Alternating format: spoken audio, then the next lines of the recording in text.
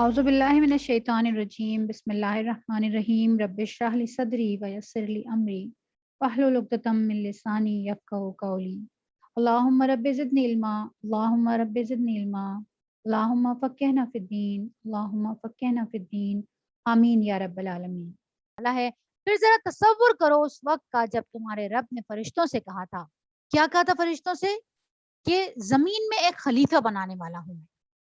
یہ ابتدا ہو رہی ہے، بالکل سٹارٹ ہو رہا ہے، اللہ تعالیٰ ذکر کر رہے ہیں میں نے انسان کو زمین میں کیسے بھیجا، انسان کو کیوں بنایا، کیسے بنایا، یہ پورا واقعہ اللہ تعالیٰ نے بڑی خوبصورتی سے منظر یہاں منظر نگاری کی ہے۔ کیا کہا اللہ تعالیٰ نے کہ ذرا تصور کرو اس وقت کا کہ جب اللہ نے فرشتوں سے یہ ڈسکس کیا، بتایا ان کو اپنا پلان، بتایا اپنی اگلی ایجاد بتائی، ان کو کہا کہ میں زمین کے لیے ایک خلیفہ بنانے والا ہوں۔ تو انہوں نے عرض کیا کیا آپ زمین میں کسی ایسے کو مقرر کرنے والے ہیں جو اس کے انتظام کو بگاڑ دے گا اور خونریزیاں کرے گا؟ دیکھیں، اللہ نے کہا میں خلیفہ بنانے والا ہوں، فرشتوں نے کہا کہ کسی ایسے کو بنانے والے ہیں جو سارا نظام ہی ختم کر دے، جو وہاں پہ فساد کرے، خون برپا کر دے۔ اب فرشتوں کو کیسے پتہ چلا یہ؟ اب اس بات کو سمجھیے گا، فرشتے اللہ کی مخلوق لائک روبوٹ انکار نہیں کر سکتے، صرف اقرار کر سکتے ہیں، ہاں کر سکتے ہیں۔ یعنی اللہ تعالیٰ ان کو کوئی حکم دیتا ہے تو وہ اس کو بجا لانے کے پابند ہیں، وہ اپنی مرضی نہیں چلا سکتے، ان کے پاس انکار کرنے کا اختیار ہی نہیں ہے۔ اب جب اللہ تعالیٰ ایک ایسی مخلوق دنیا میں بھیج رہا ہے جس کا یہ بھی بتایا فرشتوں کو کہ وہ با اختیار ہوگا، وہ نہ بھی کر سکتا ہوگا، وہ ہاں بھی کر سکتا ہوگا، وہ اپنی مرضی کر سکتا ہوگا۔ جب ایسا شخص جس کے پاس اختیار آ جاتا ہے، اختیار کی قوت جو ہے نا، یہ بڑی ظالم قوت ہوتی ہے۔ یہ آپ کو بڑے سے بڑے کے لیے، بڑے سے بڑے انسان کے لیے یہ ایک بہت بڑی آزمائش ہے، اختیار ملنا۔ ہر ایک کو اختیار ہضم نہیں ہوتا، تو جس کے پاس اختیار آ جاتا ہے وہ فرعون بن جاتا ہے، وہ نمرود بن جاتا ہے۔ اختیار اتنی خوفناک چیز ہے۔ تو جب فرشتوں کو یہ پتا چلا کہ یہ جو انسان ہوگا یہ با اختیار ہوگا، اپنی منمانی کر سکتا ہوگا، تو ان کے دماغ میں جو پہلی چیز آئی وہ یہ آئی کہ جو با اختیار ہوتا ہے وہ تو خون برپا کرتا ہے، وہ تو فساد برپا کرتا ہے، خونریزیاں کرتا ہے۔ تو فرشتوں نے فوراً اپنے اس سچے کا اظہار کیا کہ اللہ، زمین کا ایک نظام چل رہا ہے، بالکل پرسکون ہے زمین، کوئی فساد برپا نہیں ہے، جب یہ با اختیار شخص چلا جائے گا تو یہ تو فساد برپا کر دے گا۔ کہا تو سچ ہی تھا فرشتوں نے، خدشہ تو بالکل ٹھیک تھا۔ اور پھر ساتھ ہی ایک اور بات بھی کر دی فرشتوں نے کہ آپ اگر اپنے اس مخلوق کو اس لیے پیدا کر رہے ہیں کہ آپ کی حمد و ثنا کی جائے، تو آپ کی حمد و ثنا تسبیح کے لیے ہم ہیں تو صحیح، آپ کی تقدیس ہم کر تو رہے ہیں۔ اور اس کی خوبصورت ترین مثال جو ہے وہ حدیث میں ملتی ہے کہ 70,000 فرشتے اللہ تعالیٰ نے جب دنیا بنائی تھی اس وقت سے لے کر اور قیامت تک 70,000 فرشتے ایسے ہیں جو قیام کی حالت میں، اور وہ قیامت تک قیام میں ہی رہیں گے۔ 70,000 فرشتے ایسے ہیں جو رکوع کی حالت میں، 70,000 فرشتے ایسے ہیں جو سجدے کی حالت میں ہیں اور قیامت تک سجدے کی حالت میں ہیں۔ اور قیامت میں جب سجدے کی حالت سے سر اٹھائیں گے تو پہلا ان کا جملہ یہ ہوگا کہ اے اللہ، ہم تیری عبادت کا حق ادا نہیں کر پائے۔ اور اسی طرح سے جو بیت المعمور ہے، جو خانہ کعبہ ہے، اس کے اوپر جو جنت کے اندر جو خانہ کعبہ بنا ہوا ہے جسے بیت المعمور کہا جاتا ہے، وہاں جو فرشتے طواف کر رہے ہیں، تو جو فرشتہ ایک مرتبہ طواف کر لیتا ہے قیامت تک اس کی باری دوبارہ نہیں آئے۔ فرشتوں کی تعداد کا اندازہ ہو رہا ہے؟ تو اللہ کی عبادت کا اندازہ ہو رہا ہے کہ اللہ کی عبادت کتنی کی جا رہی ہے؟ تو فرشتوں کے لیے حیران ہونا بنتا ہے نا کہ اللہ اتنی عبادتیں موجود ہیں، اتنی تسبیح اور تقدیس موجود ہے، اس کے باوجود آپ ایک اور مخلوق پیدا کر رہے ہیں با اختیار بنا کے، تو ہم آپ کی عبادت کر تو رہے ہیں۔ تو اللہ نے کہا، کیا کہا اللہ نے؟ فرمایا میں جانتا ہوں، قال انی اعلم ما لا تعلمون، کہا میں وہ جانتا ہوں جو تم نہیں جانتے۔ اب اللہ کیا جانتے تھے؟ یہ آپ کو اور مجھے بھی پتا ہونا چاہیے کہ اللہ تعالیٰ کیا جانتے تھے کہ اللہ تعالیٰ نے اتنی بڑی بات ان کو کہی فرشتوں کو۔ تو دیکھیں، ایک تو ہوتا ہے کہ اختیار نہ ہونا، وہ عبادت، یقیناً اس عبادت کا بھی ہم فرشتوں جیسی عبادت نہیں کر سکتے. ہم کہتے ہیں نا ہم فرشتوں جیسی عبادت تو نہیں کر سکتے, لیکن ایک ہوتا ہے اپنی مرضی سے سرنڈر کرنا کسی کے آگے, ایک مجبور کر دینا یعنی اس کے پاس اختیار ہی نہیں ہے, اور ایک اپنی مرضی سے کسی کو اپنا مان لینا, کسی کو اپنی مرضی سے چن لینا.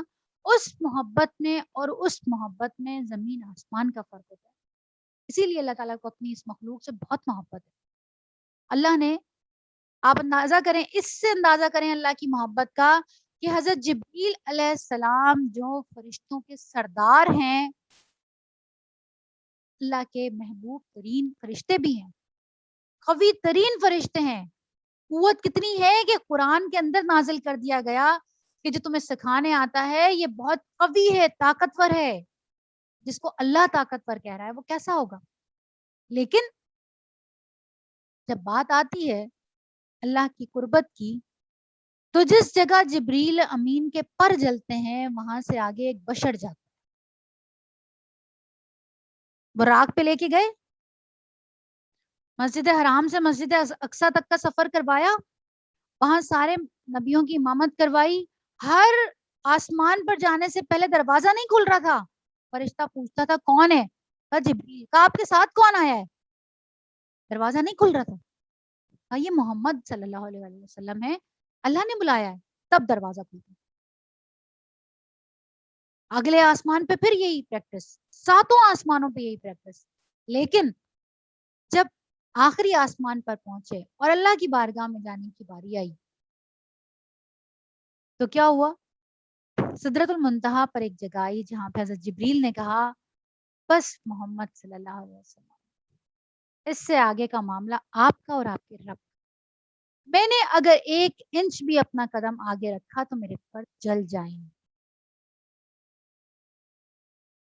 بشر آگے چلا گیا.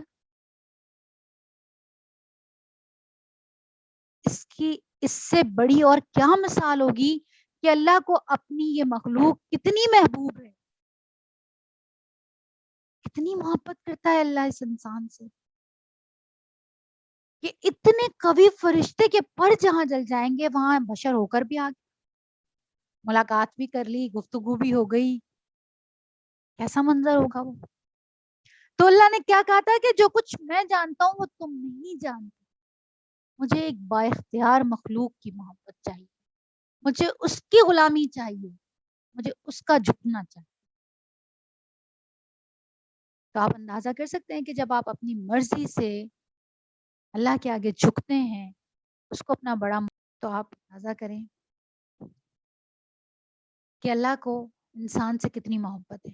خود اپنے ہاتھوں سے بنایا ہوا ہے, خود اپنے ہاتھوں سے تخلیق کیا. کون کہہ دیتا بن جاتا, کیا ضرورت تھی آدم کو مٹی سے بنانے کی, سکھانے کی, انتظار کرنے کی, اسے دیکھنے کی, اور پھر اس میں روح پھونکنے کی, اور پھر اس کو ساری چیزیں سکھا کر اور پھر فرشتوں کو اور جنات کو کہنے کی, ابلیس کو کہنے کی کہ اس کو سجدہ کرو.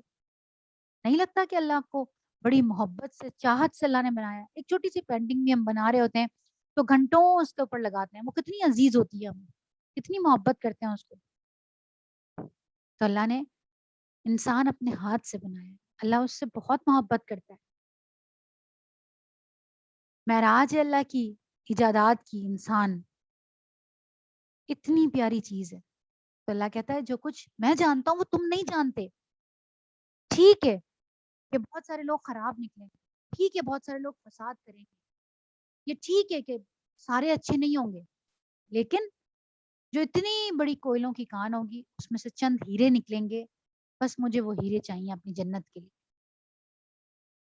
اتنی بڑی کان, کوئلے ہی کوئلے, لیکن ہیرے سارے تو ہیرے نہیں ہوتے, ہیرے تو بہت تھوڑے سے ہوتے ہیں, لیکن پھر بھی ان کی تلاش جاری ہوتی ہے. تو اس لیے اللہ کو بھی وہ ہیرے چاہیے اپنی جنت کو سجانے کے لیے.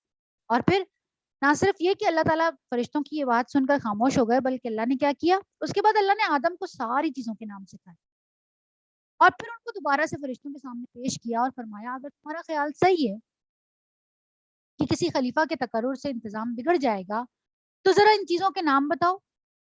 انہوں نے کہا اللہ تعالیٰ ہمیں کیا پتا نام, انہوں نے کہا نقص سے پاک تو بس آپ ہی کی ذات ہے، ہم تو بس اتنا ہی علم رکھتے ہیں جتنا آپ نے ہم کو دے دیا، یعنی ہمارا کام تو بس صرف ایک قاصد کا ہے، آپ ہمیں بتاتے ہیں یہ اور یہ احکام لے جاؤ، ہم لے جاتے ہیں۔ اس سے زیادہ اب انسان کی دیکھ لیں ذرا نالج، پتھر کے زمانے سے نکلا تھا نا، اپنا دماغ لڑا لڑا کے کیا ہوا، آسمان تک توڑنے لگا۔ یہ ہے نا انسان، یہ اللہ نے اسے عقل دی نا، اپنی عقل کو استعمال کرتے ہوئے کہاں سے کہاں پہنچ رہا ہے، کیا کچھ کر رہا ہے، خلا میں جا رہا ہے، چاند پر پہنچ گیا۔ یہ دیکھیں نا انسان کا دماغ کیا کچھ کروا رہا ہے اس سے۔ تو جو انسان چاند پر پہنچنے کا اس کا دماغ اتنی عقل موجود ہے، وہ انسان اپنے رب کے آگے نہیں جھکتا کہ جس نے مجھے اپنے ہاتھ سے بنایا، اتنی محبتوں سے بنایا۔ تو بشر جب اللہ کے ان احکامات کو پورا کر دیتا ہے تو وہ پھر فرشتوں سے بھی آگے ہو جاتا ہے۔ مسجود ملائک جس کو فرشتوں نے سجدہ کیا، اور کیا کہا فرشتوں نے، حقیقت میں سب کچھ جاننے اور سمجھنے والے آپ کے سوا کوئی بھی نہیں۔ پھر اللہ نے آدم سے کہا تم ان چیزوں کے نام بتاؤ۔ جب اس نے ان سب کے نام بتا دیے تو اللہ نے فرمایا میں نے تم سے نہیں کہا تھا کہ آسمانوں اور زمین کی وہ ساری حقیقتیں میں جانتا ہوں جو تم سے چھپی ہوئی ہیں، اور جو کچھ تم ظاہر کرتے ہو وہ بھی مجھے معلوم ہے، اور جو کچھ تم چھپاتے ہو اسے میں جانتا ہوں۔ پھر جب ہم نے فرشتوں کو حکم دیا کہ آدم کے آگے جھک جاؤ تو سب جھک گئے، مگر ابلیس نہیں جھکا، اور وہ اپنی بڑائی کے گھمنڈ میں پڑ گیا اور نافرمانوں میں شامل ہو گیا۔ یہاں دو تین چیزیں کلیئر کرنے کی ضرورت ہے۔ ایک تو یہ کہ حکم تو فرشتوں کو ملا تھا، ابلیس کہاں سے آیا؟ تو کیا ابلیس فرشتہ تھا؟ تو یہ ساری چیزیں پھر ہمیں پتہ چلتی ہیں کہ ابلیس اتنا عبادت گزار تھا اللہ کا، اتنا عبادت گزار تھا کہ اللہ تعالیٰ نے اس کو آسمان پر بلا لیا تھا، یہ فرشتوں کے ساتھ رہتا تھا، فرشتوں کو سکھاتا تھا، یعنی اتنا بلند اس کا مرتبہ تھا، اتنی اپنی عبادت کی وجہ سے۔ لیکن وہ ساری عبادتیں، وہ ساری قربت ایک لمحے میں زائل ہو گئی۔ کب؟ کس وجہ سے؟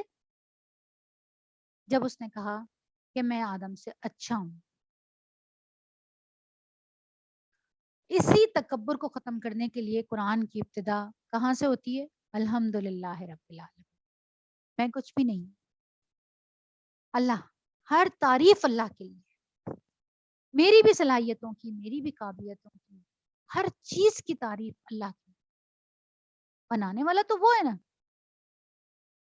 تو یہاں ابلیس کا ذکر کیا اللہ نے کہ وہ ساتھ رہتا تھا، جب حکم ہوتا ہے تو سب کو حکم ہوا، سب جھک جاؤ، ابلیس نہیں جھکا، اور نہ جھکنے کی وجہ کیا بتائی؟ بڑائی کے گھمنڈ میں پڑ گیا، استکبر وکان من الکافرین، اور پھر کیا ہوا؟ کافروں میں سے، انکار کرنے والوں میں شامل۔ اور پھر ہم نے آدم سے کہا تم اور تمہاری بیوی دونوں جنت میں رہو، اور یہاں جو چیز چاہو وہ کھاؤ۔ اب دیکھیں، بار بار ہم نے پہلے بھی اس چیز کو کلیئر کیا، قرآن بہت سارے کنفیوژن دور کرتا ہے، جو بچپن سے چیزیں ہمیں سننے کو ملتی رہتی ہیں، اور جو معاشرے کے اندر ایک بات پھیل جاتی ہے وہی رائج ہو جاتی ہے۔ یہاں پہ اللہ تعالیٰ اس چیز کو ختم کرتے ہیں جو ایک مفروضہ پھیلا ہوا ہے کہ آدم علیہ السلام کو جنت سے اماں حوا نہ نکلوائے۔ بڑی پیاری بات اللہ تعالیٰ یہاں پہ بیان کرتے ہیں، ہم نے آدم سے کہا تم اور تمہاری بیوی دونوں جنت میں رہو، اور یہاں جو چاہو وہ کھاؤ، بفراغت کھاؤ، لیکن کیا نہیں کرنا؟ اللہ نے کیا کہا؟ وَلَا تَقْرَبَا هَٰذِهِ الشَّجَرَةَ فَتَكُونَ مِنَ الظَّالِمِينَ، لیکن دیکھو قریب بھی مت جانا۔ یاد رکھیں اللہ تعالیٰ کی حدود جو ہے وہ جب ان کا ذکر آتا ہے تو اللہ تعالیٰ یہ نہیں کہتا، یہاں پہ اللہ نے یہ نہیں کہا کہ دیکھو اس درخت کا پھل نہیں کھانا، کیا کہا؟ قریب بھی مت جانا۔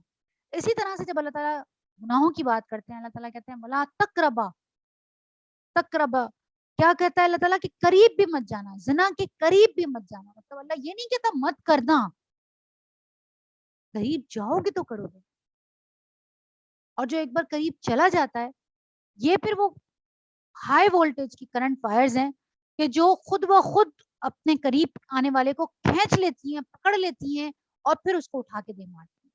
یعنی یہ لوگ قریب گئے تو انہوں نے پایا نا، تو اللہ نے کیا کہا تھا کہ تم ان کے قریب ہی مت جانا ورنہ ظالموں میں شمار ہو۔ لیکن ہوا کیا؟ آخر کار شیطان نے ان دونوں کو، اب دیکھیں دونوں کا صیغہ عربی کے اندر جیسے ہمارے ہاں واحد اور جمع کا صیغہ ہوتا ہے نا، عربی کے اندر 3 ہوتے ہیں، واحد، تثنیہ اور جمع۔ واحد کے لیے اکیلا والا استعمال ہوتا ہے، تثنیہ کے لیے 2 لوگوں کے لیے تثنیہ استعمال ہوتا ہے، اور پھر 2 سے زائد کے لیے جمع کا صیغہ استعمال ہوتا ہے۔ تو یہاں پہ عربی کے اندر جو صیغہ استعمال ہو رہا ہے وہ 2 کے لیے استعمال ہو رہا ہے۔ کیا کہا؟ شیطان نے ان دونوں کو ورغلایا، فَأَخْرَجَهُمَا، کیا کہا؟ ان دونوں کو اس میں سے نکلوایا، ان دونوں کو ترغیب دی، ان دونوں کو ہمارے حکم سے، ہمارے حکم کی پیروی سے ہٹایا، اور انہیں اس حالت سے نکلوا کر چھوڑا جس میں وہ تھی، یعنی اس کے، وہ اپنی مہم پر تھا، کیونکہ آدم کی وجہ سے ہی تو شیطان کو دھتکارا گیا تھا، وہ اپنی اس غلطی کو، اپنی اس نافرمانی کی وجہ آدم علیہ السلام کو گردانا کرتا تھا۔ ابلیس یہ تھوڑی کہتا تھا کہ میں نے نافرمانی اللہ کی جو کی وہ میں نے اپنی وجہ سے کی، یا میں خراب تھا، یا مجھ سے غلطی ہو گئی، بلکہ نہیں، وہ اپنی اس غلطی پہ اکڑ گیا، اور بلکہ اللہ سے ہم آگے جا کے پڑھیں گے کہ اس نے کس طرح سے مکالمے کیے، باقاعدہ اللہ کو چیلنج دیے، باقاعدہ کھڑا ہو گیا ضد بحث کرنے کے لیے۔ تو 2 رویے بالکل شروع میں ہی نظر آ جاتے ہیں کہ غلطی آدم علیہ السلام سے بھی ہوئی، غلطی شیطان سے بھی ہوئی، لیکن جو شیطان والا رویہ اختیار کرتا ہے وہ پھر شیطان کا پیروکار بن جاتا ہے، جو آدم علیہ السلام کی طرح اپنی غلطی پہ نادم ہو جاتا ہے، معافی مانگ لیتا ہے، اس کو اللہ معاف کر دیتے ہیں۔ اور تو اللہ تعالیٰ نے کیا کہا کہ انہیں اس حالت سے نکلوا کر چھوڑا جس میں وہ تھے، ہم نے حکم دیا کہ اب تم سب یہاں سے اتر جاؤ، تم ایک دوسرے کے دشمن ہو، اور تمہیں ایک خاص وقت تک زمین میں ٹھہرنا ہے اور وہیں گزر بسر کرنا ہے۔ اچھا، اب اور کیا ایک چیز پھیلی ہوئی ہے کہ اگر اما حوا یا حضرت آدم علیہ السلام وہ پھل نہ کھاتے تو ہم آج جنت میں عیش کر رہے ہوتے۔ ابتدا کیا تھی؟ شروع کہاں سے ہوا واقعہ؟ میں زمین کے لیے ایک خلیفہ بنانے والا ہوں، تو بھائی انہوں نے آنا زمین میں ہی تھا، اللہ تعالیٰ نے ٹیسٹنگ فیز کے لیے جنت میں رکھا تھا، تھوڑے دن کے لیے بھیجنا جنت دنیا میں ہی تھا۔ تو یہ بات جو پھیلی ہوئی ہے کہ حضرت آدم علیہ السلام غلطی نہ کرتے تو حضرت آدم کی غلطی ہم سب کو بھگتنی پڑ، ایسا نہیں تھا۔ حضرت آدم علیہ السلام زمین کے لیے بنائے گئے تھے، باقاعدہ بنانے سے پہلے ہی اللہ نے بتا دیا تھا میں زمین کے لیے خلیفہ بنا رہا ہوں۔ تو یہ تو ان سے غلطی ہوئی، اور غلطی بھی اللہ جیسے ہوئی اور ہمارے لیے اس کے اندر سبق ہے کہ غلطی ہو جائے تو 2 رویے سامنے آتے ہیں۔ تو دیکھو تم نے کون سا رویہ اپنا، کیا کہا اللہ تعالیٰ نے؟ اس وقت آدم نے اپنے رب سے چند کلمات سیکھ کر توبہ کر لی۔ اب ان کو تو یہ بھی نہیں پتا تھا حضرت آدم علیہ السلام کو کہ میں معافی کیسے مانگوں، اب کیا کروں میں؟ تو یہاں پہ القا کا لفظ آیا ہے، بڑا پیارا، فتلقا، اللہ تعالیٰ نے القا کر دیے، دل میں ڈال دیا آدم علیہ السلام کہ اب نادم ہیں، پریشان ہیں، شرمندہ ہیں، زمین پہ بھیج دیا، وہ سمجھ نہیں آ رہا اللہ کو راضی کیسے کریں، اللہ کو منائیں کیسے۔ تو اللہ اتنا پیارا ہے نا کہ خود ہی دل میں ڈال دیا، فتلقا، اللہ نے القا کر دیے دل کے اندر کہ آدم کو، کہ کیا، کہ تم اللہ سے ایسے توبہ کرو، ایسے معافی مانگو۔ تو آدم علیہ السلام نے کیا کہا اللہ تعالیٰ سے؟ اللہ نے اس چند کلمات سیکھ کر توبہ کی، اور آدم نے، جس کو اللہ نے قبول کر لیا کیونکہ وہ بڑا معاف کرنے والا اور رحم کرنے والا ہے۔ ہم نے کہا دعا یاد ہے نا آپ سب کو، کون سی ہے؟ ربنا ظلمنا انفسنا وَإِن لَّمْ تَغْفِرْ لَنَا وَتَرْحَمْنَا لَنَكُونَنَّ مِنَ الْخَاسِرِينَ۔ یہ دعا پہلی دعا تھی انسان کی، ایک انسان کی اپنے رب سے پہلی دعا تھی، ندامت بھری دعا، اور اس بات کا اقرار کرتی ہوئی دعا کہ اللہ تعالیٰ ہم نے اپنے اوپر ظلم کیا تھا، اور دیکھیں اگر آپ نے ہمیں معاف نہیں کیا تو ہم کہاں جائیں گے، ہمارا تو کوئی ہے ہی نہیں۔ تو یہ وہ دعا جو قبول ہوئی ہوئی دعا ہے، یہی وہ دعا ہے کہ جو قیامت تک کے لیے انسانوں کے لیے جب بھی کبھی غلطی ہو جائے، جب بھی کبھی کوتاہی ہو جائے، اللہ تعالیٰ آگے ابھی قرآن پاک میں بیان کریں گے کہ اللہ کے نیک بندے بھی ایسے ہیں جو، جن کو کبھی ہوتا ہے کہ وہ غلطی کر جاتے ہیں، غلط کام بھی کر جاتے ہیں، گناہ بھی کر جاتے ہیں، لیکن انہیں فوراً اللہ یاد آ جاتا ہے، وہ فوراً اللہ کی طرف رجوع کر لیتے ہیں، ہمیں غلطی ہو گئی بس۔ جیسے آپ نے دیکھا ہوگا نا، ہماری اولادوں کے اندر سے بھی کچھ بچے ایسے ہوتے ہیں جو تھپڑ کھا کے بھی کہہ رہے ہوتے ہیں کہ نہیں میں نے اس کی وجہ سے کیا تھا، یہ اس نے یہ کیا تو میں نے کیا۔ لیکن کچھ بچے ایسے ہوتے ہیں کہ جہاں کہیں دیکھا کہ ماں پریشان ہے، ماں خفا ہے، باپ خفا ہے، فوراً پیر پکڑ لیتے ہیں، اچھا غلطی ہو گئی بس۔ تو ایسے ہی انسانوں کا معاملہ ہے، اور اللہ کو بھی وہی لوگ محبوب ہیں۔ ہم دیکھ لیں کہ اللہ تعالیٰ نے آدم علیہ السلام کو معاف کر دیا لیکن ابلیس کو نہیں کیا۔ تو اللہ نے کیا کہا کہ ہم نے کہا کہ اب تم سب یہاں سے اتر جاؤ، پھر جو میری طرف سے کوئی ہدایت تمہارے پاس پہنچے تو جو لوگ میری اس ہدایت کی پیروی کریں گے ان کے لیے کوئی خوف اور رنج کا موقع نہیں ہوگا۔ اب یہ ہے ابتدا انسان کے زمین پر بھیجنے کی، اور پہلا حکم نامہ یہ ہے کہ بھائی اب سب نیچے جائیں گے، پولیس بھی جائے گا، آپ بھی جائیں گے، دونوں میاں بیوی، اور آج کے بعد آپ کا ٹائم شروع ہو، اب آپ کی گیم شروع ہو گئی ہے۔ اب اس کے اندر کرنا یہ ہے کہ جو بھی میری طرف سے ہدایت آئے اس کو فالو کرنا ہے، جو اس کو فالو نہیں کرے گا وہ پھر سزا پائے۔ یہاں سے ابتدا ہوتی ہے انسان کی دنیا کی، اور جو اس کو قبول کرنے سے انکار کریں گے اور ہماری آیات کو جھٹلائیں گے وہ آگ میں جانے والے لوگ ہیں جہاں وہ ہمیشہ رہیں گے۔ یہ دیکھ لیں ہم فیہا خالدون، اس کی ایک بہت طویل حدیث ہے، انشاءاللہ آگے ایک دو دن کے اندر میں اس حدیث کا مفہوم آپ کو سنا دوں گی تاکہ آپ کو یاد رہے، اور پھر آپ کو جہاں بھی قرآن پاک کے اندر ہم فیہا خالدون آئے تو وہ آپ یاد رکھیں۔ یہ ہم فیہا خالدون بہت سخت جملہ ہے، خاص طور پہ جہنمیوں کے لیے، جنتیوں کے لیے تو بڑی بشارت ہے اس کے اندر کہ جنت سے کبھی نہیں نکالے جائیں گے، لیکن وہیں یہ جہنمیوں کے لیے بہت سخت آیت ہے کہ وہ بھی وہاں ہمیشہ رہیں گے، کبھی بھی وہاں سے نہیں نکالے جائیں۔ یہ خطاب شروع ہو رہا ہے مدینہ کے اندر جو یہودی اور عیسائی قبائل موجود تھے، یہ ان سے ڈائریکٹ خطاب شروع ہو رہا ہے۔ ابھی تک تو اللہ تعالیٰ نے منافقین کو خطاب کیا، ان کو مخاطب کیا، اور لوگوں کی سازشوں کا بتایا، ان سب کو اللہ تعالیٰ نے مخاطب کر لیا، لیکن مدینہ کے اندر جو سازشیں یہودی اور عیسائی کر رہے تھے، خاص طور پہ یہودی جو کر رہے تھے، وہ کسی طرح قابو میں نہیں آ رہے۔ تو یہاں پہ اللہ تعالیٰ نے بغیر لگی لپٹی رکھے ڈائریکٹ جو خطاب کیا ہے وہ کیا ہے بنی اسرائیل سے۔ اے بنی اسرائیل، ذرا خیال کرو میری اس نعمت کا جو میں نے تم کو عطا کی،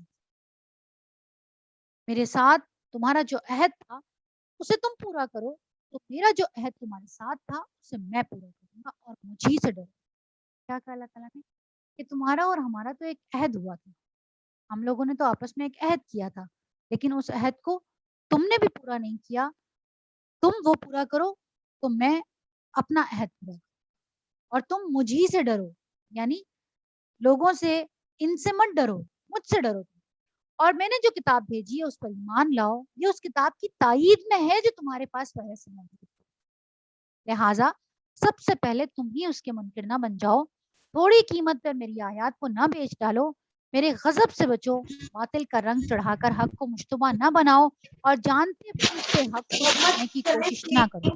اب تھوڑا سا یہاں پہ میں آپ کو اس کی ذرا وہاں کی صورتحال بیان کر دوں، جس صورتحال کے اندر یہ خطبہ اللہ تعالیٰ نے دیا ہے۔ ہوا کیا کہ مدینہ کے اندر یہودی قبائل آ کر بسے، اور وہ کیوں آ کر بسے تھے؟ اس لیے کہ ان کی کتابوں کے اندر یہ لکھا ہوا تھا کہ جو آخری نبی آئے گا وہ صحرا کے اندر آئے گا، یثرب کے اندر آئے گا، جتنی بھی نشانیاں ان کی کتابوں میں موجود تھی وہ ساری کی ساری مدینہ کے اوپر پوری ہوتی۔ تو یہ لوگ اپنے وہ علاقے چھوڑ کر خاص طور پہ یہاں پہ آ کے آباد ہوئے تھے، اور ان کے ذہن میں یہ تھا، اب یہ سمجھیے گا اس بات کو، کہ بنی اسرائیل حضرت ابراہیم علیہ السلام کے ایک بیٹے کی نسل ہے۔ حضرت ابراہیم علیہ السلام کے دو بیٹے، حضرت اسماعیل علیہ السلام اور حضرت اسحاق علیہ السلام۔ حضرت اسحاق علیہ السلام کے بیٹے حضرت یعقوب علیہ السلام، حضرت یعقوب علیہ السلام کے بیٹے حضرت یوسف علیہ السلام، اور اس طرح حضرت یعقوب علیہ السلام کے اور بھی بیٹے، جو 11 بیٹے تھے ان کے، یہاں سے نسل چلتی رہی، مستقل نبی آتے رہے، اس نسل کے اندر کبھی بھی نبی ختم نہیں ہوئے، یہ کہلائے بنی اسرائیل۔ حضرت یعقوب علیہ السلام کے سب سے بڑے جو بیٹے تھے ان کا لقب تھا اسرائیل، تو انہی کی نسل کو بنی اسرائیل کہا گیا۔ اب وہاں پہ مستقل نبی آ رہے ہیں، ایک ایک وقت میں دو نبی آ رہے ہیں، ایک طرف حضرت یحییٰ علیہ السلام موجود ہیں، وہیں حضرت عیسیٰ بھی موجود ہیں، وہیں حضرت یحییٰ کے جو والد ہیں زکریا علیہ السلام وہ بھی موجود ہیں، یعنی ایک وقت میں کئی کئی نبی موجود۔ جبکہ دوسری طرف کیا ہوا کہ اس سائڈ کے اوپر، اچھا وہ سب فلسطین میں اور اس علاقے میں، یہ سارا علاقہ بالکل الگ ہے، اس کو سمجھ لیں آپ۔ یہاں پہ کیا ہوا کہ حضرت ابراہیم علیہ السلام کی جو دوسری زوجہ تھیں حضرت بی بی ہاجرہ، خود کو اللہ تعالیٰ کے حکم سے حضرت ابراہیم علیہ السلام اور حضرت اسماعیل علیہ السلام کے ساتھ مکہ کی وادی میں چھوڑ کے چلے گئے۔ اب یہاں پہ حضرت اسماعیل علیہ السلام کی جو نسل چل رہی ہے، وہاں اسماعیل علیہ السلام کے بعد سے اب تک کوئی نبی نہیں آیا۔ یہاں پہ مکہ کے اندر نسلیں تو چل رہی ہیں لیکن نبی کوئی بھی نہیں آیا۔ اسی لیے یہاں پہ ایمان کی اور شرک کی حالت بہت ابتر ہو چکی ہے نا، بہت زیادہ۔ مکہ کے اندر کیا حالات تھے آپ کو بھی سب کو پتا ہے۔ یہاں پہ نبی کوئی بھی نہیں آیا، جبکہ وہاں ایک ایک وقت میں کئی کئی نبی موجود ہیں، ایک ہی خاندان کے کئی کئی نبی موجود ہیں۔ اب ایک ان کے اندر گھمنڈ ساری ہو گیا، ایک زوم آ گیا دل کے اندر کہ آخری نبی بھی جو آئے گا وہ بنی اسرائیل میں سے ہی ہوگا۔ اب یہ جو تکبر اور یہ جو ان کا زوم تھا نا، دراصل یہ ٹوٹ رہا تھا حضرت محمد صلی اللہ علیہ وسلم کی بعثت کے بعد۔ یہ زوم ٹوٹ گیا۔ کیا ہوا کہ ان کا تو یہ تھا کہ بھئی نبوت تو ہماری میراث ہے، ہمیں نسل در نسل نبوت ملتی رہی ہے، تو آخری نبی بھی ہمارا ہی آئے گا۔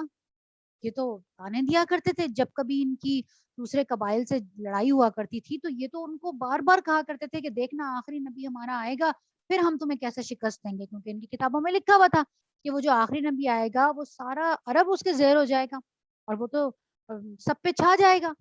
تو یہ تو اس میں بیٹھے ہوئے تھے، انتظار میں بیٹھے ہوئے تھے، دعائیں کرتے تھے، بڑا بار بار کہا کرتے تھے کہ اللہ تعالیٰ جلدی بھیجیے اس نبی کو۔ اب ہوا یہ کہ وہ نبی آ گیا بنی اسماعیل میں سے، حضرت اسماعیل علیہ السلام کی اولاد میں سے آ گیا۔ جیسے ہی بنی اسماعیل میں سے وہ نبی آیا، یہ سب سے پہلے اس کے منکر ہو گئے، حالانکہ ان کو پتا تھا کہ وہ نبی سچا ہے، ان کو پتا تھا کہ محمد صلی اللہ علیہ وسلم کے اوپر ایک ایک نشانی پوری ہوتی ہے۔ اب انہوں نے کیا کیا کہ انہوں نے اپنی وہ کتابیں جن کے اندر اللہ کے نبی صلی اللہ علیہ وسلم کی نشانیاں لکھی ہوئی تھی، گوئیاں موجود تھیں، وہ ساری کی ساری کتابیں انہوں نے حذف کرنی شروع کر دی۔ یہاں تک کہ حضرت صفیہ رضی اللہ تعالیٰ عنہ جو بتاتی ہیں، امہات المومنین میں سے ہیں، وہ کہتی ہیں میرے چچا اور میرے ابا جو ہے وہ یہودی عالم تھے، انہوں نے وہ یعنی وہ صفحات چپکا دیے آپس میں کہ جن کے اندر اللہ کے رسول صلی اللہ علیہ وسلم کی نشانیاں لکھی ہیں۔ اور انہوں نے کہا کہ میرے والد جو ہے وہ ان کو پتا چلا کہ یہاں پہ مدینہ کے اندر کوئی نبوت کا دعویٰ کر رہا ہے، تو وہ آئے اور آ کے مل کے گئے، اور جب واپس گئے تو میرے چچا نے ان سے پوچھا کیا خیال ہے کہ یہ وہی نبی ہے؟ تو انہوں نے کہا 100% وہی نبی ہے۔ تو کہنے لگی کہ میرے چچا نے پوچھا کہ آپ کا کیا ارادہ ہے پھر؟ انہوں نے کہا جس وقت تک میرے حلق میں ایک سانس بھی باقی ہے اس کی مخالفت کروں گا۔ اندازہ کریں آپ، یہ وہ تعصب تھا جس نے ان کو دشمن بنا دیا اللہ کے رسول صلی اللہ علیہ وسلم۔ اب یہ کیا کرنے لگے کہ اب یہ اللہ کے رسول کے دشمن بن گئے، جان کے بھی دشمن بن گئے، ان کی تعلیمات کے بھی دشمن بن گئے، ان کے اس مشن کے بھی دشمن بن گئے، اور اس دشمنی میں یہ اتنے آگے بڑھ گئے کہ یہ ہر چیز میں ان کی مخالفت کرتے تھے۔ یہ جو پیچھے ابھی ہم ذکر کر کے گئے نا کہ جو کچے ایمان والے لوگ تھوڑے سے ابھی ایمان لائے ہیں، ابھی ختم کر رہے ہیں، یہ سارے ایمان والے جو لوگ تھے ان کو بس کیا ہوتا تھا کہ ان کو یہ ورگلانے والے یہودی موجود تھے، یہ ان کو بہکاتے تھے۔ تو ان کی سازشیں جب کسی طرح سے کم نہیں ہوئی تو پھر اللہ تعالیٰ نے ڈائریکٹ بنی اسرائیل کہہ کر مخاطب کیا، کوئی لگی لپٹی چھوڑ دی۔ اللہ تعالیٰ نے کہا کہ تم کون لوگ ہو، تم سب سے پہلے انکار کر رہے ہو، اور یہ جو میں نے کتاب بھیجی ہے جس کا تم انکار کر رہے ہو اس کتاب کا، اور تم کہتے ہو کہ یہ خود ہی گھڑتا ہے اپنے پاس سے، یہ تو اس کی تائید کر رہی ہے جو تمہارے پاس توریت موجود ہے، یہ تو اس کی تائید میں آئی ہے، اور لہٰذا تم سب سے پہلے اس کے منکر نہ بن جاؤ، تھوڑی قیمت پر میری آیات کو نہ بیچ ڈالو۔ یعنی لوگ آ کے پوچھتے تھے آپ بتائیں آپ کی اس میں اب ہوا کیا، یہ اہل کتاب ہیں، یہودی بھی عیسائی بھی، لیکن جو مشرکین مکہ ہیں ان کے پاس تو کوئی کتاب نہیں ہے، ان کے پاس تو کوئی سورس آف نالج نہیں ہے، وہ کہاں سے پتا کریں گے کہ یہ نبی جو ہے وہ سچا ہے یا نہیں ہے؟ تو یہ بھاگتے تھے فوراً ان کے پاس، یہودیوں کے پاس اور عیسائیوں کے پاس، اور ان کے پاس جا کے کہتے تھے آپ کی کتاب میں کیا لکھا ہوا ہے ان کے بارے میں، کیونکہ ان کے پاس تو کوئی کتاب نہیں تھی، یہ تو حضرت اسماعیل علیہ السلام کے بعد سے ان کے پاس تو کوئی نبی نہیں آیا، تو ان کی ساری نالج کا سورس وہی تھے۔ اب وہاں پہ وہ ان کو ورگلاتے تھے، تو اللہ تعالیٰ نے کیا کہا تم تھوڑی سی قیمت کے اوپر میری آیات کو مت بیچو اور میرے غضب سے بچو، اور باطل کا رنگ چڑھا کر حق کو مشتبہ نہ بناؤ، اور نہ ہی جانتے بوجھتے حق کو چھپانے کی کوشش کرو، کیونکہ تم سب جانتے ہو کہ یہ محمد صلی اللہ علیہ وسلم اللہ کے سچے نبی ہیں، اور جو کچھ بھی نازل ہو رہا ہے یہ سب کچھ سچ ہے اور اللہ کی طرف سے نازل ہو رہا ہے، تم جانتے ہو۔ نماز قائم کرو، زکوٰۃ دو، اور جو لوگ میرے آگے جھک رہے ہیں ان کے ساتھ تم بھی جھک جاؤ۔ تم دوسروں کو تو نیکی کا راستہ اختیار کرنے کے لیے کہتے ہو مگر اپنے آپ کو بھول جاتے ہو، حالانکہ تم کتاب کی تلاوت کرتے ہو، کیا تم عقل سے بالکل ہی کام نہیں لیتے؟ اب یہ ساری باتیں بتا کر درمیان میں اللہ تعالیٰ اپنے نبی کو کیا کہہ رہے ہیں کہ یہ جو حرکتیں ساری کر رہے ہیں اس کے اوپر تم کیا کرو वस्तईनु बिस्सब्रि वस्सलाह, नमाज से और सब्र से, ये 2 टॉनिक हैं। अल्लाह ताला ने बताया कि जब तुम्हारी बर्दाश्त खत्म होने लगे, जब तुम कमजोर पड़ने लगो, जब तुम्हें लगे कि अब तुम्हारा दिल बिल्कुल इन तकलीफों से भर गया है, तो तुम कैसे ताकत लेकर आओगे उसके अंदर? तुम लेकर आओगे नमाज से, अल्लाह के आगे झुकने से और सब्र करने से। ये 2 अल्लाह ताला ने वो सोर्स बताई हैं कि जिससे तुम्हारे अंदर एक ताकत आ जाएगी, कुव्वत आ जाएगी इन सारी चीजों को बर्दाश्त करने की। यानी अगर तुम्हें नेकी के रास्ते पे चलने में दुश्वारी महसूस होती है, तो इस दुश्वारी का इलाज सब्र और नमाज से। सब्र के लुग़वी माने रोकने के, बांधने के हैं, और इससे मुराद इरादे की वो मजबूती, अज़म की वो पुख्तगी और ख्वाहिशात नफ्स का वो इंज़िबात है, जिससे एक शख्स नफ़सानी तरगीबात और बैरूनी मुश्किलात के मुकाबले में अपने क़ल्ब व ज़मीर के पसंद किए हुए रास्ते पर लगातार बढ़ता चला जाए। और अल्लाह ताला का मुद्दा यही है कि इस इखलाकी सिफत को अपने अंदर परवरिश करो और इसको बाहर से ताकत पहुंचाने के लिए नमाज की पाबंदी। फिर अल्लाह ने कहा बेशक नमाज एक सख्त मुश्किल काम है। खुद ही अल्लाह ने कह दिया कि नमाज एक मुश्किल काम है, मगर किन लोगों के लिए? मगर उन फर्माबरदार बंदों के लिए मुश्किल नहीं है जो ये समझते हैं कि आखिरकार उन्हें अपने रब से मिलना और उसी की तरफ देखें।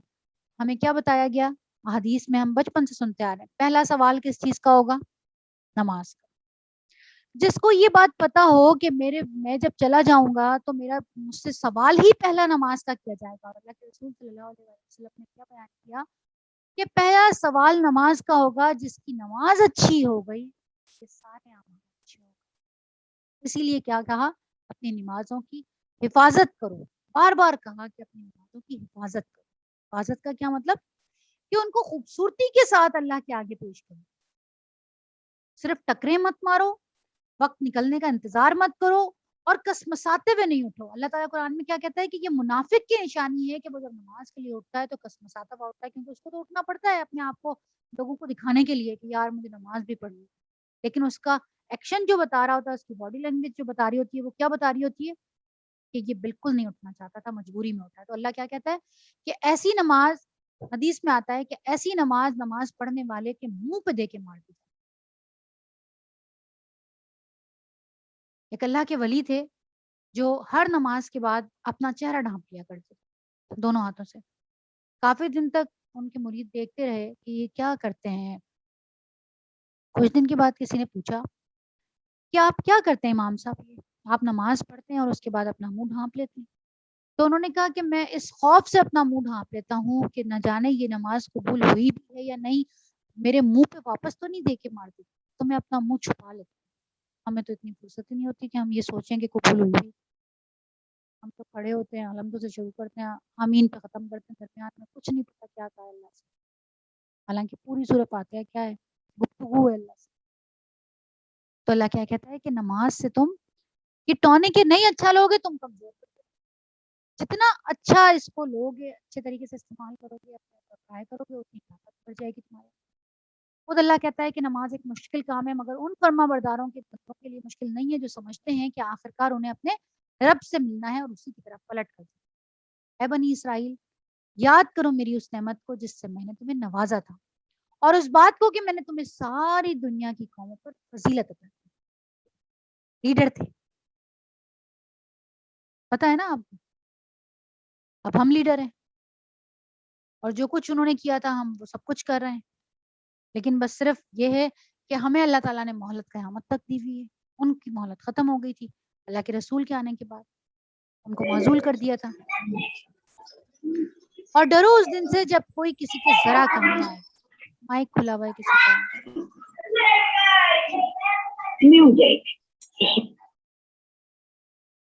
डरो उस दिन से जब कोई किसी के ज़रा काम ना आएगा, और ना किसी की तरफ से सिफारिश कबूल होगी, ना किसी को फिदिया लेकर छोड़ा जाएगा, और ना मुजरिमों को कहीं से मदद मिल सकेगी। ये आयत बहुत अहम है। इस आयत के अंदर इंसान के जितने भी, ये समझ लें कि उम्मीदें होती हैं ना, जितने भी सिलसिले होते हैं कि कहाँ-कहाँ से उसको मदद मिल सकती है दुनियावी लिहाज से, अल्लाह ने वो सारे काट दिए। अच्छा अंदाज़ा करें, कहीं पे चालान हो गया, कहीं किसी का बच्चा पुलिस वाले उठा के ले गए, सबसे पहले क्या होता है? سب سے پہلے کیا ہوتا ہے کہ سفارش ڈھونڈو، کوئی جاننے والا ہے فون اٹھاؤ جلدی سے، کسی کا جاننے والا ہے، کوئی جانتا ہے کسی پولیس والے کو فون کرواؤ، اس کو نکلواؤ. اچھا جاننے والا نہیں ہے، مکہ کر لو، پولیس والے کو پیسے دو، چھڑوا لو. یہی ہوتا ہے نا.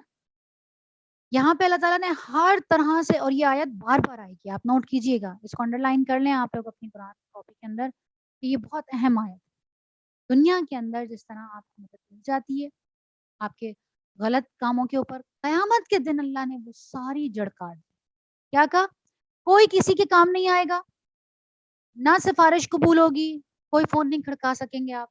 جاننے والے کو تلاش کریں، ڈھونڈے، سفارش کرواتے ہیں، کسی کی سفارش قبول نہیں ہوگی. اللہ کیا کہتا ہے؟ منزل الذی یشفع عندہ الا باذنہ، کس کی مجال ہے کہ وہ اللہ کے آگے سفارش کر سکے، الا باذنہ، سوائے اس کے کہ جو اللہ جس کو خود اجازت دے کے کہے کہ ہاں بھائی ہے کوئی ان کا سفارشی، ان کے اتنے اتنے نمبر کم ہیں، تب کوئی کھڑا ہو سکتا ہے. اس کے سوا کسی کی کوئی مجال نہیں ہے.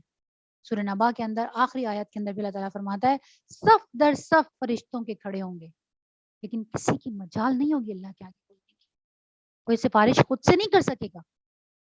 اللہ تعالیٰ ان کے نمبر کم ہے تھوڑے سے، ان کے گناہ تھوڑے سے کم ہے، میں ان کی سفارش کر دیتا ہوں. نبی بھی، فرشتے بھی نہیں. دوسری چیز، فدیہ لے کر بھی نہیں چھوڑا جائے گا، یہ بھی ختم ہو گیا آسرا. اور مجرموں کو کہیں سے کوئی مدد نہیں. تو جب یہ ساری چیزیں نہیں ہوں گی وہاں پہ، تو پھر انسان کو سوائے اس کے کہ وہ گھیر لیا جائے، پکڑ لیا جائے، اور کیا ہوگا؟ پھر اللہ ایک اور بات یاد دلاتا ہے بنی اسرائیل کو، یاد کرو وہ وقت جب ہم نے تم کو فرعونیوں کی غلامی سے نجات بخشی تھی. انہوں نے تمہیں سخت عذاب میں مبتلا کر رکھا تھا، تمہارے لڑکوں کو ذبح کرتے تھے، تمہاری لڑکیوں کو زندہ رہنے دیتے تھے، اور اس حالت میں تمہارے رب کی طرف سے تمہاری بڑی آزمائش تھی. یاد کرو وہ وقت جب ہم نے سمندر پھاڑ کر تمہارے لیے راستہ بنائی، پھر اس میں سے تمہیں بخیریت گزروا دیا، اور پھر وہیں تمہاری آنکھوں کے سامنے فرعونیوں کو غرقاب کیا. یاد کرو جب ہم نے موسیٰ کو 40 شبانہ روز کی قرارداد پر بلایا. یہ پچھلا واقعہ بھی آپ کو سب کو پتا ہے کہ فرعون کس طرح سے حضرت موسیٰ علیہ السلام جب پیدا ہوئے تو وہاں کا کیا حال تھا. موسیٰ فرعون کو جو ہے وہ کسی نجومی نے کہا تھا کہ جی بنی اسرائیل کے اندر کوئی بچہ پیدا ہوگا وہ آپ کی سلطنت کے لیے سارے سلطنت کو گرا کے رکھ دے گا. فرعون نے حکم دیا یہ کون سا مشکل کام ہے، آج کے بعد جتنے بچے پیدا ہوں گے سب قتل. بنی اسرائیل میں جتنے لڑکے پیدا ہوں گے سب قتل. لڑکیاں باندی بن جاتی تھی، ان کو کنیزیں بنا لیا جاتا تھا فرعون کے دربار میں، اور لڑکوں کو قتل کر دیا جاتا. اتنا بڑا عذاب تھا. اللہ وہ یاد دلا رہا ہے اتنے بڑے عذاب سے ہم نے تمہیں نجات. اور موسیٰ علیہ السلام کا واقعہ دیکھ لیں، کتنا بڑا واقعہ کہ جس کو قتل کروانے کے لیے بنی اسرائیل جو ان کی سارے لڑکے قتل کروا رہے تھے، اللہ تعالیٰ نے ان کو حضرت موسیٰ کو فرعون کے گھر میں پڑھایا. یہ اللہ کی نشانیاں ہیں.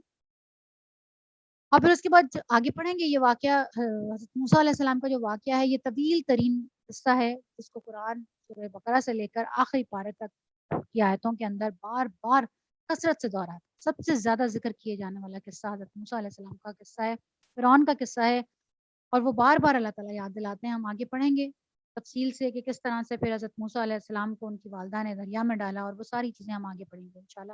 یہاں اللہ تعالیٰ وہ باتیں یاد دلا رہے ہیں موٹی موٹی ان کو کہ میں نے تم پر کتنے احسانات کیے تھے. یعنی میں نے جو معزول کیا ہے، تم جو اتنے غضبناک ہوئے ہو، تم جو دشمن بن گئے ہو میرے نبی کا، تو میں نے تمہیں معزول ایسے ہی نہیں کیا. میں نے تمہیں بہت بار مہلت دی، میں نے تمہیں بہت نافرمانیاں تمہاری برداشت کی، بہت بار تمہیں میں نے موقع دیے، ہر بار تم منکر ہوتے گئے. تب کہیں جا کر یہ وقت آیا ہے کہ اب میں نے تمہیں معزول کر کے ایک اور امت کو اٹھا رہا ہوں، ایک اور نبی کو اٹھا رہا ہوں. ایک اور چیز اللہ تعالیٰ نے کیا کہا کہ ہم نے سمندر پھاڑ کر تمہارے لیے راستہ بنایا، اور پھر اس میں سے تمہیں خیریت گزروا دیا، اور وہیں تمہاری آنکھوں کے سامنے. دیکھیں یہ بہت اہم بات ہے. اللہ تعالیٰ نے کہا کہ فرعون کو تمہاری آنکھوں کے سامنے غرق کروایا. یہ ایک بہت اہم نقطہ ہے. اپنے دشمن کو اپنی آنکھوں کے سامنے ڈوبتا ہوا دیکھ لینا، مرتا ہوا دیکھ لینا، اس کے اس انجام تک پہنچتا ہوا دیکھ لینا ایک تسکین قلب کے لیے بہت بڑی بات ہے. ورنہ کیا ہوتا ہے کہ جس طرح زمانے تک ہٹلر کی لاش نہیں ملی, زمانے تک خوفزدہ تھے کہ جی ہٹلر آ جائے گا. کیوں؟ کیونکہ لاش نہیں ملی. ایک خوف تھا دلوں میں کہ ہٹلر زندہ ہے. یہاں پہ کیا کہا اللہ نے, تمہاری آنکھوں کے سامنے تمہارا دشمن ڈوبا, تم نے دیکھا, یعنی اب تم بالکل بے فکر ہو گئے. اب تمہارے اندر سے وہ خوف نکل گیا کہ فرعون کسی بھی وقت ہمارا پیچھا کر سکتا. اللہ چاہتا تو بعد میں بھی ڈبو سکتا تھا فرعون کو, اپنے گھر میں بھی مار سکتا تھا, موت دے دیتا. لیکن اللہ نے کہا نہیں, تمہاری آنکھوں کے سامنے وہ ڈوبے, تمہارا دل مطمئن ہو جائے, تم بے فکر ہو جاؤ. دشمن کا خوف ٹل جانا بہت بڑا اللہ کا احسان ہوتا ہے, بہت بڑی رحمت ہوتی ہے کہ دشمن کا خوف ٹل گیا. پھر کیا کہا, یاد کرو جب ہم نے موسیٰ کو 40 دن کے لیے بلایا تو اس کے پیچھے پھر تم مچھڑے کو معبود بنا کے بیٹھ گئے. اب کیا ہوا, اب یہ لوگ موسیٰ علیہ السلام فرعون اپنی بنی اسرائیل کو قوم کو لے کر نکلے, فرعون سے بچ گئے, فرعون ڈوب گیا. اب یہ جب جا کے دوسری طرف اترے تو وہاں پہ انہوں نے ایک قوم دیکھی کہ جو بچڑے کی پوجا کر رہی تھی, بت پرست قوم تھی. انہوں نے کہا, ان کے دل میں ایک دم خیال آیا, وہاں بھی یہی دیکھتے تھے, فرعون بھی وہاں ممیاں رکھی ہوئی ہیں, پوجا کر رہے ہیں. فرعون تو خود اپنے آپ کو کہتا تھا انا ربکم الاعلی, میں سب سے بڑا خدا ہوں, وہ تو خود اپنے آپ کو خدا کہتا تھا.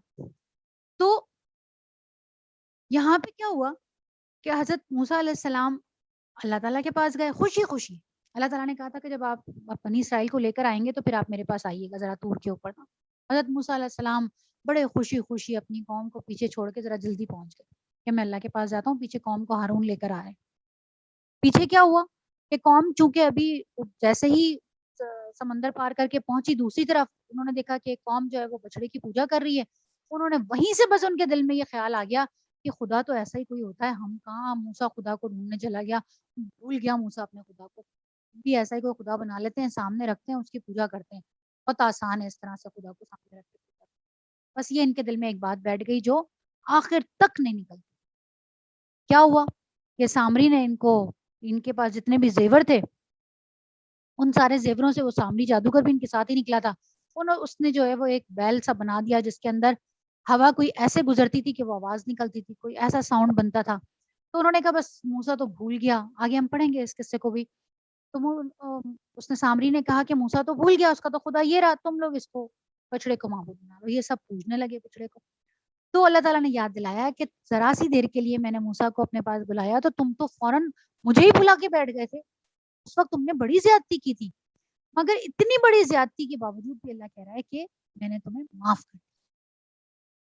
کیوں معاف کیا؟ کہ شاید تم اب شکر گزار بن جاؤ کہ بھائی اللہ تعالیٰ نے ہمیں اتنی بڑی غلطی کی جو ہے وہ معافی دے دی ہے, اب ہم یہ خطا نہیں کریں گے. اور یاد کرو ٹھیک اس وقت جب تم یہ ظلم کر رہے تھے, ہم نے موسیٰ کو کتاب اور فرقان عطا کی. وہاں پہ کیا ہو رہا تھا, تم یہاں بچڑے کو معبود بنا کے بیٹھے ہوئے تھے, اور وہاں پہ ہم موسیٰ کو تختیاں دے رہے تھے, ہم اس کو کتاب دے رہے تھے, فرقان عطا کر رہے تھے کہ یہ لے جاؤ اپنے لوگوں کے لیے ہدایت نامہ اور ان کو بتاؤ, وہ 10 کمانڈمنٹس ان کو کہا جاتا ہے. اللہ نے کہا این اس وقت ہم وہاں پہ تمہاری ہدایت کے بندوبست کر رہے تھے تاکہ تم اس کے ذریعے سے سیدھا راستہ پا سکو. اور یاد کرو جب موسیٰ یہ نعمت لیے ہوئے پلٹا تو اس نے اپنی قوم سے کہا, لوگوں تم نے بچڑے کو معبود بنا کر اپنے اوپر سخت ظلم کیا ہے, لہٰذا تم لوگ اپنے خالق کے حضور توبہ کرو اور اپنی جانوں کو ہلاک کرو, اسی میں تمہارے خالق کے نزدیک تمہاری بہتری ہے. اب جانوں کو کیا مطلب ہے؟ ہوا یہ کہ ہر جیسے فیملیاں آئی تھی نا, پوری کے پورے خاندان اٹھ کر آئے تھے ان کے ساتھ, تو خاندان کے اندر اختلافات ہو گئے. بھائی خاندان کے 2 لوگ کہہ رہے ہیں کہ بچڑے کو معبود بناؤ, ایک کہہ رہا ہے کہ نہیں بناؤں گا, تو بٹ گئے خاندان, بٹ گئے, الگ الگ ہو گئے. انہوں نے کہا نہیں, کچھ لوگوں نے کہا ہم تو نہیں مانتے, کچھ لوگوں نے کہا ہم تو مانتے ہیں. تو ان کو سزا یہ ملی کہ حضرت موسیٰ علیہ السلام کو اللہ تعالیٰ نے خوب معافی مانگی, توبہ کی. حضرت موسیٰ نے بھی اللہ سے کہا اللہ تعالیٰ نے معاف کر دیں, یہ ابھی تو آئے ہیں, اتنے سالوں سے غلامی میں تھے, ان کو نہیں پتا کہ اللہ کیا ہوتا ہے, تو آپ ان کو معاف کر دیں. تو اللہ تعالیٰ نے کہا معاف تو کروں گا لیکن سزا ملے گی. سزا یہ ہوگی کہ ہر شخص اپنے قریب ترین شخص کو خود قتل کرے, یعنی جو اپنے خاندان کا بندہ ہے اور جس نے بچڑے کو معبود بنایا ہے وہ خود اسے قتل کرے گا, تاکہ آئندہ کے لیے اس کو یہ جو قتل کرنے والا ہے اسے یہ یاد رہے کہ وہ اللہ کی نافرمانی نہ کرے. یہ سزا بھی سخت تھی لیکن معافی مل گئی. تو اللہ نے یہاں پہ کیا کہا کہ تم اپنی جانوں کو خود ہلاک کرو گے. اپنی جانوں کو مطلب اپنے عزیز ترین رشتوں کو خود سزا دو گے, اور اسی میں تمہارے خالق کے نزدیک تمہاری بہتری ہے. اس وقت تمہارے خالق نے تمہاری توبہ قبول کر لی, اور وہ بڑا معاف کرنے والا اور رحم کرنے والا ہے. یاد کرو جب موسیٰ نے تم نے موسیٰ سے کہا تھا کہ ہم تمہارے کہنے کا ہرگز یقین نہیں کریں گے. اب کیا ہوا؟ اب ایک اور شوشہ کھڑا ہو گیا. اب انہوں نے کہا ہم تو نہیں بات مانتے آپ کی, ہم تو جو ہے وہ اللہ کو جب تک نہیں دیکھیں گے, اپنی آنکھوں سے نہیں دیکھیں گے کہ آپ اللہ تعالیٰ سے کلام کر رہے ہیں, تب تک ہم نہیں بات مانیں گے کہ آپ اللہ سے بات کر کے آتے ہیں. ہمیں کیا پتا, آپ جاتے ہیں جا کے پیچھے سے ہو کر آ جاتے ہیں, کہتے ہیں میں طور سے ہو کر آیا ہوں اللہ سے بات کر کے, ہمیں کیا پتا, ہم تو آپ کو اپنی آنکھوں سے دیکھیں گے تو مانیں گے. کیا ہوا کہ اس وقت تمہارے دیکھتے ہی دیکھتے ایک زبردست بجلی نے تم کو آ لیا اور تم بے جان ہو کر گر چکے. ہوا کیا کہ یہ جو واقعہ ہے یہ ہوا کہ جب آپ 40 دن کے لیے اللہ کے پاس گئے تو حضرت موسیٰ علیہ السلام طور تشریف لے کے گئے, تو آپ کو حکم ملا تھا اللہ کی طرف سے کہ بنی اسرائیل کے 70 بندے ساتھ لے کر آئے, 70 بڑے لوگ ساتھ لے کر آئے.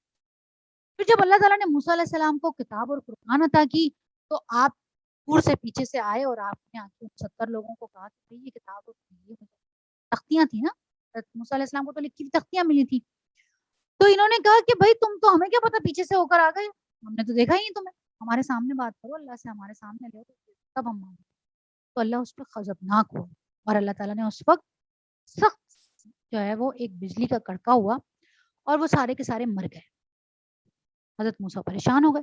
حضرت موسیٰ نے کہا میں تو بڑے بڑے لوگ لے کر آیا تھا بنی اسرائیل کے, اور یہ تو سزا مل گئی ان کو, یہ تو مر گئے, اب میں کیا کروں گا. تو حضرت موسیٰ نے پھر اللہ سے دعا کی, جو کچھ بھی انہوں نے کیا ان کی غلطی تھی, خطا تھی, آپ ان کو معاف کر دیجئے, ان کو دوبارہ سے اٹھائیے.